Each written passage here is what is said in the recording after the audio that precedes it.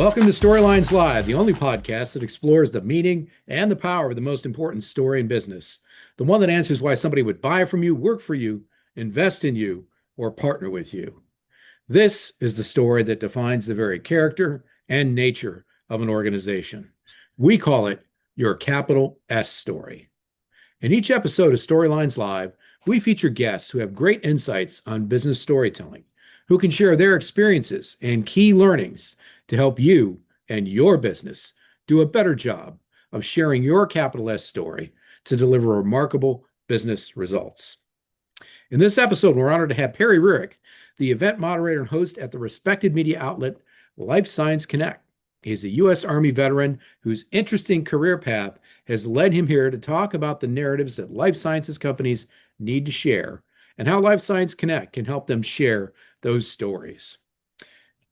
Before Perry joined the company known as Follow Your Buyer, which he'll tell us about, he was a senior director at Life Science Connect. During that time, he helped transform a sales force there from one that simply sold advertising space to a team of business development consultants with an expertise in advertising and marketing communications. Folks, you got to know that there was some storytelling involved there, right? Before that, as I mentioned, Perry was a career U.S. Army officer for more than 28 years, serving in roles from the Middle East to the Pentagon. In addition to his role with Life Science Connect, Perry also established Mungadai Consulting. Did I say that right, Perry? Mungadai. Mungadai. See, there you go. I should have checked that with you. My broadcasting training failed me. This is an agency that helps develop and execute content marketing strategies for a variety of B2B and B2C businesses. And Perry used Storyteller U. I love the story behind the agency's name. At the end of the 13th century, the Mongolian Empire controlled the largest contiguous land empire in the history of the world. This achievement was largely accomplished by an army comprised mostly of horse cavalry, one that was swift, agile, and often outnumbered. Battles were won by employing superior tactics, tightly aligned in support of the empire's strategic goals. The key to the success of the army was this elite force. This highly skilled group of scouts operated as small, independent teams in advance of and far from the safety of the larger main army. The Mungadi, right? Mungadai. Mungadai. There you go. Mungadai were highly disciplined, expert horsemen, skilled in cross-cultural communications and diplomacy, and strategic in their thinking. Today, elements of the U.S. Army use that term to describe an arduous multi-day test of soldiers' endurance and skill. Wow, Perry, anything I missed in your bio other than mangling the name of your agency? What a great intro. Thank you, Paul. I just want you to know, folks, Perry did not give that to me. I went digging to go find that. That's fantastically interesting. All right. Well, we're really glad to have you here on this episode of Storylines Live, Perry. You know, we ask all of our guests about their capital S story, and we ask them of those four questions: buy from you, work for you, invest in you, partner with you. Which is the most important to them right now? So, Perry, what is it for you? Which of those four is most important? So, Paul, thank you for that wonderful introduction. And it's a pleasure and an honor to be here with you. If you track the answers to that question in a statistical kind of way, I may skew the results a bit because I'm going to pick two: partner and buy. And I would say that at Life Science Connect, we don't really differentiate between the two in how we develop a relationship and sustain a relationship with our customers. You may be at a point in our relationship where there's no contractual agreement, exchange of dollars, but from the first time we speak to a customer or a prospect, we treat them like a partner, and that means we ask a lot of questions about their business, what kind of challenges we're up against. Ultimately, when they become customers, they're advertising customers. They want to reach a target audience to get some sort of business outcome, grow their business. And so we want to know what that is. We want to understand the challenges they're up against, what kind of problems they're facing. And ultimately, as a customer, we want to help them overcome those challenges, Yes. not just get in front of a target audience. So that's the whole partnership by interconnection. Well, I love that. And I have to say, Perry, obviously you've not been on every episode of Storylines Live, but I have. I'm not the first person who's picked more than one. And actually, in our experience, that's good. What that says is that you're thinking about more than one audience. And for sure, all of us as leaders of organizations think about the audiences, the four that are related to those questions. But in a lot of businesses, it's important to be focused on more than one in order to have success. So thank you for sharing that. Now, Sure. as our audience got from my intro of you, you didn't start out anywhere near uh, the role you're in today. I find your military career fascinating, and I'd love if you could share with the audience um, how that came about and how you wound up moving from being someone trained to defend the nation to public affairs to now being in the role you're in today. Yeah, it's a big story. So it's kind of a I mean, it was almost 3 decades in the Army, and it's kind of hard to summarize concisely. Sure. But I'll share two really impactful components of Mhm. I've had a lot of good experiences. So I was a week and a half after graduating from high school, I was in the Army. I was in basic training. I was still 17 years old. I turned 18 while I was in basic training. There was no party, in case you're wondering. Um, and so we were only this was 1979. We were 3.5 years out of the Vietnam War. All of the non-commissioned officers, these are the frontline supervisors. These are the people that are there when you wake up in the morning. They're there when you go to bed, especially in the early days. But they are They're with you every moment of the day. They were all Vietnam War veterans. That's where their leadership skills were honed through that experience. They came back and they were not welcome from the Vietnam War. They weren't respected. Thankfully, our nation has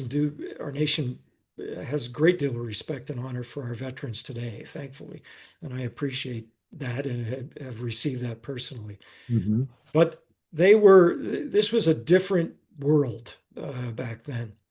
For And sure. I'll offer one example, not because I worked with this fella, this gentleman. I never served in his command, although he was the chairman of the Joint Chiefs for a period of time while I was in the Army. And that's Colin Powell. Mm. Colin Powell is a great example. And I mention him because most of the listeners would recognize who he is. He was a Vietnam War veteran, and he decided that uh, we could do better. We had to do better. And he stayed in there. He stuck in. I think all of this generation of veterans could have easily left the military, happily gone into civilian careers and done very well, but they stayed in there. They didn't quit. They stayed in there. And what I learned, and many of us of my generation learned, that it's much easier to bring about change, positive change, by staying in. Stay Mhm. close to the problem. Don't run away from the problem. Stay close to it and help overcome it. So that's one. That's one that's stuck with me throughout my life. The second is to embrace difficulty, not just embrace it, but seek it out. Go find it and seek it out. And so at a fairly young age, I was a paratrooper for much of my career. And at a very young age, I went to what we call airborne training, which you learn how to fall out of an airplane wearing only a parachute. That's not a natural thing to do. No. To do to do that, you have to overcome some basic human fears, right? To do that. Yes. And so but it's something that I loved to do. And I'm not going to be able to describe it in a way that is going to sound appealing at all. It's not sport parachute jumping. It's a military airborne operation. You get shoved into an aircraft. It's hot with 120, 119, if you're one of them. Other people, you're sitting very tight. You have 100+ pounds of equipment on you. At some point, you're given a command to stand up, the door's open, and you have to safely waddle to the door and fall out of this plane. Wow. Safely get to the ground and start. I cannot describe it in a way that it's going to sound like any amount of pleasure. However, what I would say is that there's nothing more exhilarating than doing a difficult thing with a bunch of people who are doing it with you that don't Mhm. necessarily enjoy every minute of the experience. And so it is something that I have not been able to separate myself from. That's something I've I've sought my whole life. Seek it out. I recommend it to everybody. Don't just allow difficulty to come to you. Go find it. You will be enriched by taking a more difficult path. Wow, that's great. Now, most of your career in the military was spent falling out of airplanes, but you had some interesting assignments later in your career that kind of led to where you are today. Share those with our audience, please. Yeah, so the Army has this thing where they have some low density functions that have to be performed, but they Low don't need an density. entire branch. They need people to pop in and out. I think also if you come from the operational Army and then you go into these roles, you bring the credibility of the operational part of the Army. So I was selected to be a public affairs officer, media relations, internal communications, external communications. And so I had some really interesting experiences working with some contingency operations in the Middle East when something, some dust up occurs. This was mostly in the 90s, 1990s. And I found myself deployed to the Middle East with a lot of international and national media Mhm. because it was getting a lot of attention on the news. So I got to interact with some, we still see them. When there's a news story, there's the man or woman who's downrange, who's where the action is taking place, and they're reporting it.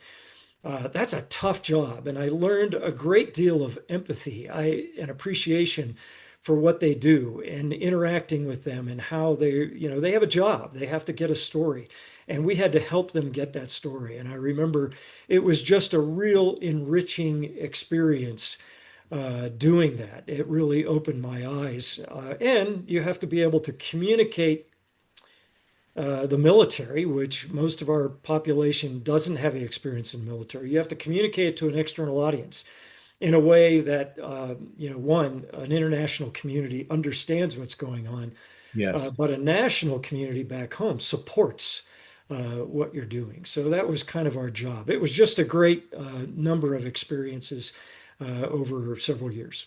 So you got to work with war correspondents basically in the field. Yes. Yeah. Wow. Yeah. That's pretty amazing. You also spent some time at the Puzzle Palace. I did. Yeah. That's a nice Oh, term. that's the Pentagon. We're- That it is the Pentagon. I had a couple assignments there that I did. No one ever volunteers to go there. You just end up going there, and you do your best. So it that also exposed me to some national and international stories. But I got to see it from the inside of the Pentagon and how we manage those, uh, and how we work through those. One, it gave me the appreciation for how committed the senior military leadership was. I like, the military, the Department of Defense still gets a lot of criticism, but I can tell you, the vast majority of people there are, they're manning an oar, they're rowing hard, yes, they're credible, and they have integrity, and they're working very hard for that. absolutely. All right. So you leave the military and you wind up where you are today. What made you decide to land where you are today? Was that a simple transition or were there a lot of steps? Completely by accident, Paul. It was. I went to a company, Life Science Connect. We had a different name back then. My neighbor worked there. It was interesting when he discovered that I was retiring from the Army. He said, "Hey, I want you. You should come and work for the company that I'm working for." And I was like, "This is a media company, business to business, publishing. I'm not sure."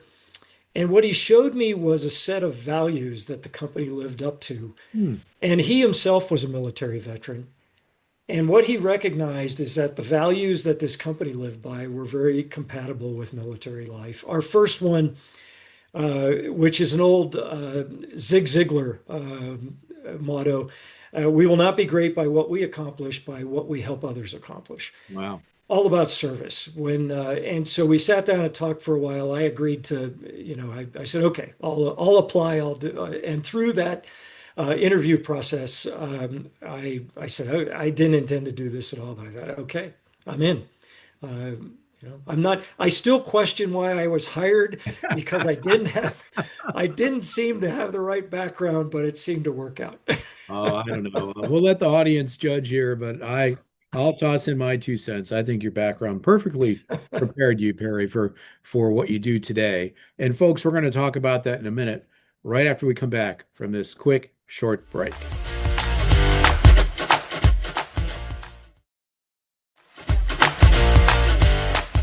Welcome back, folks, to this episode of Storylines Live, the only podcast that explores the power and the meaning of the most important story in business, the one that answers why somebody would buy from you, work for you, invest in you, or partner with you. We call it your capital S story. In this episode, we're honored to have Perry Rearick of Life Science Connect with us. And the first half of the episode, we dug into Perry's personal story. Now we're going to talk about Life Science Connect, what the company does, and what Perry does there. So, Perry, tell us about your role at Life Science Connect. I've had a number of different roles. I was brought in initially to kind of learn the business Mhm. and serve a purpose of trying to put some discipline into our contracting model. We sold advertising, sold access to an audience. So I got to work very closely with the senior leadership of the company and do that, learned the business, moved into a series of management roles, sales management roles. I now I guess, describe myself as an evangelist Mhm. for Life Science Connect and a method we follow, which is called Follow Your Buyer. Yes. And so I get to talk about that, interview people about that, best practices in marketing and sales, and that's what I do now.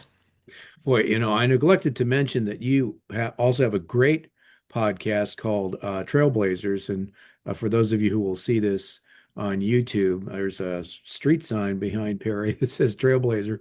Uh, Tell our audience about your podcast, Perry. So I found that I just really value conversations with people that I would classify as trailblazers.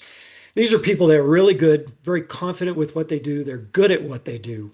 They think a little more deeply about their profession. They're not afraid to challenge the status quo. And it leads to great success, not just for the sake of, being the, person that challenges circumstances, but if they see a pathway to goodness, Mhm. and that's what they do. So it's a great. Not everybody qualifies to be a Okay. trailblazer, but it's a great group of people, and I love doing those podcasts. Well, that's awesome. I have to say that I was honored to be interviewed for the podcast, and hopefully it doesn't break the internet when it publishes. Publishes, right? Terry, you said something very interesting in the beginning of our time together, that the capitalist story for you is about buying and also partnering. Can you talk a little bit more about in the Life Science Connect universe, who the buyers are and who the partners are? Yeah, it's such a great story, and it's something I'm really proud to be a part of. I'm going to go back a little ways. When I first started working at Life Science Connect, and you and I have spoken about this, the why Yes. behind a business. I Yes. was probably a month or two into the job. I really was lost. You said how hard was it at the beginning? It was enormously hard. It was. Uh, but I'm thankful for that. As I stated earlier, doing difficult things is rewarding. One of the owners, we were privately owned at the time, and we were founded by two brothers. And one of them called me and said, "Hey, I'd like to go to lunch. Are you available?" And so we went to lunch. And he gave me the why of the business. And you and I have spoken about if you can Yeah, get access to a founder and get the why. absolutely. After that lunch, I understood. It was one of the most valuable conversations I had. I had it early and I understood it. He grew up in a small town similar to mine. I would describe it as in the 1970s, it was a small town in Western Pennsylvania that had a terminal illness that was undiagnosed. They Oh, were industrial towns. right. They employed thousands of people, steel production, oil refining, all of the ancillary businesses that support that. And people made long careers doing that. A generation of my uncles, spent 40 years doing that. And it all was on the verge of drying up about the time I was in high school. Uh, the founders of our company said, how do we, this happened in their small town as well. How do we create a business that has the strategic agility to move into burgeoning markets at will? And that's how they founded B2B publishing. We eventually landed in life sciences because there is an unmet or an undermet need. And the landscape in life sciences today we have two kinds of customers. There are Yes. solution providers who are our advertisers, and then there is a readership or usership, people who Mhm. use our products to discover best practices. Right. And so, in the life sciences industry, specifically drug and medical device therapies, uh, a lot of innovation comes from small to mid-sized companies. And small, I'm talking, academic facilities, research labs, to maybe a small group of people that left a big pharma and now are Mm, developing an innovation. They can't do that on their own. They right. need a lot of strategic partners to help them take a drug from discovery all the way to commercialization. Mhm. There's they need help navigating the regulatory environment. Uh, they need help conducting clinical research, clinical trials. They need help from development and manufacturing organizations to be able to produce the product and scale up to large. Not only is the drug development difficult, but finding the right partnerships is equally as difficult. This is a fragmented landscape. There was a lot of wasted time. We thought Mhm. we could do something about that. So we created a series of digital communities uh, that the innovators can use, the solution providers Right. can pay to be a part of that community, and we can connect the two in a very efficient and effective way. I love that because I will tell you, and some in the audience are probably well aware of this because they're in the medical field. On the physician end, there are at last count somewhere north of 30,000 medical journals that physicians could consume. So getting beyond that to make real connections is critically important. And as you described, it's a fragmented sort of an industry, and this is something that's really needed. So, Perry, what brings you the most satisfaction in your role today?